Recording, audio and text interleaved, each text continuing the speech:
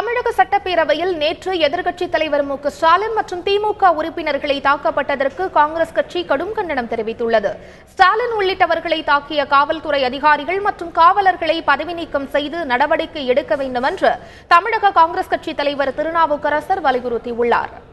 சட்டமன்றத்திற்குள்ளே வாக்கெடுப்பின் போது நடைபெற்ற நிகழ்வுகளிலே மாண்புமிகு எதிர்க்கட்சி தலைவராக இருக்கக்கூடிய திரு ஸ்டாலின் அவர்கள் சட்டமன்றத்திற்குள்ளே தாக்கப்பட்டதற்கு காங்கிரஸ் சார்பிலே என்னுடைய உண்மையான கண்டனத்தை தெரிவித்துக் கொள்கிறேன்.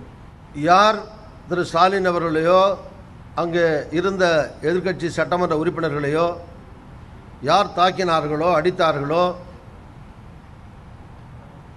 அவர்கள் மீது அந்த காவல்துறை அதிகாரிகளோ அல்லது காவலர்கள் மீது உரிய நடவடிக்கை எடுக்கப்பட வேண்டும். அவர்கள் உடனடியாக சஸ்பெண்ட் செய்யப்பட வேண்டும்.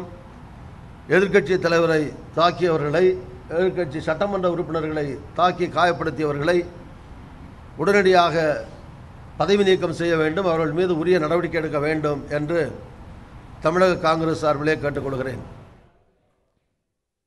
சட்டமன்றத்திற்குள்ளே வாக்கெடுப்பின் போது நடைபெற்ற நிகழ்வுகளிலே மாண்புமிகு எதிர்க்கட்சி தலைவராக இருக்கக்கூடிய திரு ஸ்டாலின் அவர்கள் சட்டமன்றத்திற்குள்ளே தாக்கப்பட்டதற்கு காங்கிரஸ் சார்பிலே என்னுடைய உண்மையான கண்டனத்தை தெரிவித்துக் கொள்கிறேன்.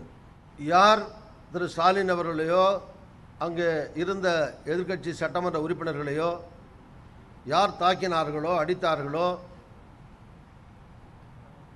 அவர்கள் மீது அந்த காவல்துறை அதிகாரிகளோ அல்லது காவலர்கள் மீது உரிய நடவடிக்கை எடுக்கப்பட வேண்டும். அவர்கள் உடனடியாக சஸ்பெண்ட் செய்யப்பட வேண்டும்.